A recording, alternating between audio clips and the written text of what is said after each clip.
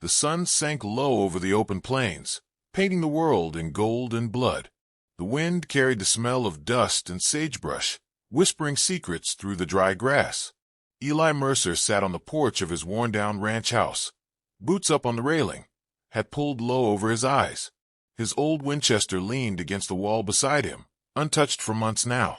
The man who once tamed wild horses and chased rustlers across county lines had grown quiet, hollow, like the land around him. He used to laugh once. He used to love. But that was before the fire, before the fever took his wife and unborn child. Now all he had left was this ranch, a half-broken heart, and memories that hurt more than bullet wounds. Pause for drama. Dust rose in the distance, a single rider coming down the trail. He squinted, hands shading his eyes. The figure rode steady, graceful, with the kind of control you don't see much anymore. When she drew close, Eli saw she wasn't from around these parts. Her hat was wide, her coat long, and her eyes, they were the color of rain that never came. She pulled her horse to a halt in front of his gate. "Howdy," she said softly. "Name's Clara Mae. I'm looking for work, any kind, long as it's honest." Eli said nothing at first, just studied her. Her hands were blistered, her boots worn down to the leather. She looked like she'd been riding for days. "Don't got much here," he muttered finally. "Place barely feeds me." "Then maybe we can starve together," she said, smiling just a little. Pause for drama. That was how it started. Days passed. Clara cleaned up the barn, mended fences, and cooked better than anyone Eli remembered. She didn't ask about the empty rocking chair on the porch. She didn't ask why the back bedroom stayed closed. She just worked, quiet and steady, like a song you hear in the wind. Eli found himself watching her sometimes. The way her hair came loose when she brushed the horses. The way she hummed under her breath while stirring the stew. Something inside him, something buried deep, began to stir. One evening, as the sun bled across the plains, he asked, "Why'd you come all the way out here, Miss Clara Mae?" She didn't look at him, just kept brushing the mare. "Had nowhere else to go," she said. "Lost my folks last winter. Figured I'd keep riding till I found a place that felt quiet enough to rest." Quiet. Eli knew that word too well. Pause for drama. That night, thunder rolled far off over the hills. Clara sat by the fire, her eyes lost in the flames. Eli spoke again, his voice rough like gravel. "Storm's coming. You best stay inside. Roof leaks, but it's warmer than the barn." She nodded. "You always this kind to strangers?" He gave a half-smile. "Ain't been kind in years." By the third week, she'd made the ranch look alive again. Grass grew where dust had ruled. Horses were fed, fences straightened. Even Eli's heart felt lighter. Then one afternoon, while Clara was drawing water from the well, two riders came down the ridge. Men with black coats, pistols heavy at their hips. Eli's jaw tightened. He knew trouble when he saw it. They stopped near the gate, spitting tobacco and sneering. "Evenin', Mercer," one said. "Heard you're shelterin' a woman that don't belong here." Clara froze. Eli stepped forward, his hand resting near his revolver. "What she's doin' here ain't your concern." The taller man laughed. "Reckon it is. That woman's got a bounty on her head. Says she stole from Judge Harland himself." Eli looked at Clara. Her face was pale, but her eyes held no fear. "It ain't true," she whispered. "I swear, Eli." They lied. Pause for drama. The men rode closer. "You hand her over, Mercer, or this place burns before sundown." Eli's voice was steady. "You best ride back where you came from. You think you can protect her? You forgot what it means to fight, old man." Maybe they were right. Maybe he had forgotten. But when he saw Clara standing there, trembling but defiant, something inside him woke up again.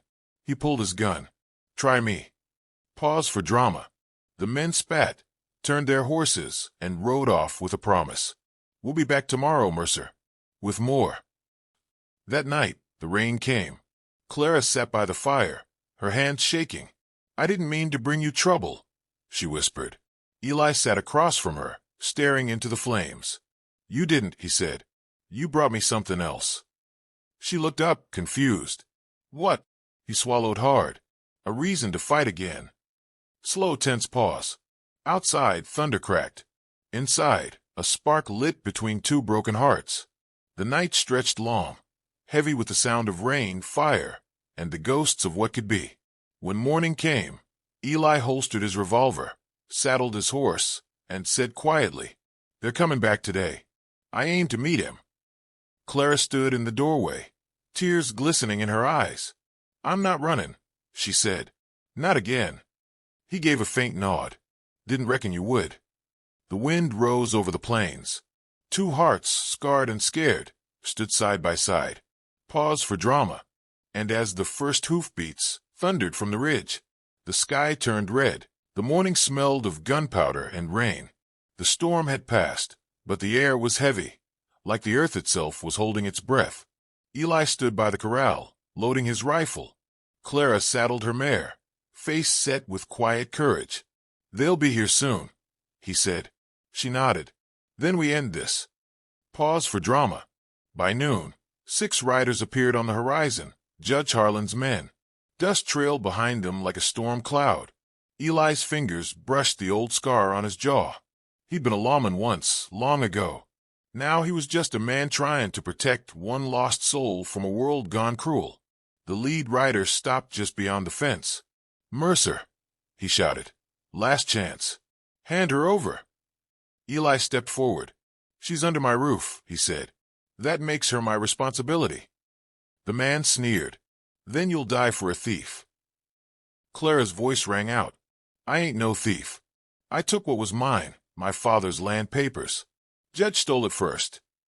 Pause for drama. The men laughed, cruel and hollow. "Doesn't matter, darlin'. Law's law." Eli's hand twitched near his revolver. "No, not out here. Out here, a man's word is law." And then the world exploded into sound. Gunfire cracked through the stillness. Horses reared, men shouted, bullets screamed through the wind. Eli moved like the old days, precise, deadly, heart steady as stone. 2 men went down before they even cleared the fence. Clara fired too, her aim true despite the fear. The smell of smoke and blood filled the air. One of the outlaws lunged toward her, and Eli dove, tackling him into the dirt. The gun went off, grazing Eli's shoulder.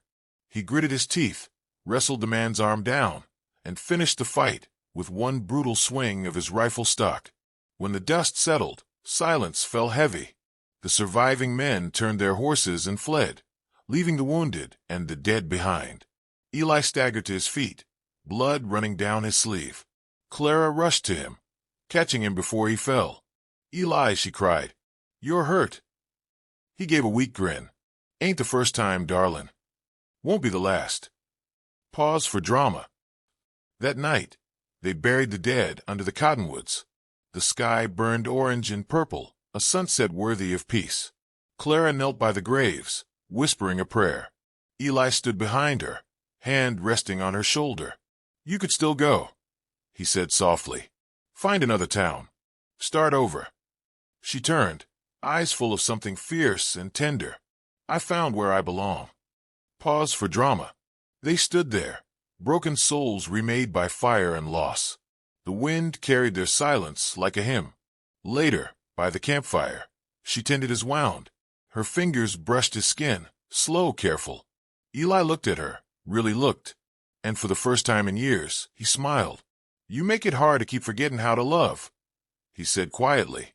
Tears shimmered in her eyes. "Then don't forget again." Pause for drama. He leaned forward, pressing his forehead to hers. The fire crackled, the night hummed, and the stars looked down on 2 hearts that had finally found their way home. Weeks later, the ranch thrived again. Fields turned green. Horses ran free. Sometimes, travelers passing through would see a woman in a white dress handing laundry under the morning sun, and a man sitting nearby, smiling at her like the world had finally made sense again. But legends travel far on the prairie wind. They say a storm once came through Red River Valley, and when it passed, 2 souls stood together, unbroken. Pause for final emotion. And if you listen close, When the wind moves across those hills at sundown, you can still hear them. The laughter of the woman who rode into town, and the heart of the cowboy who remembered how to love.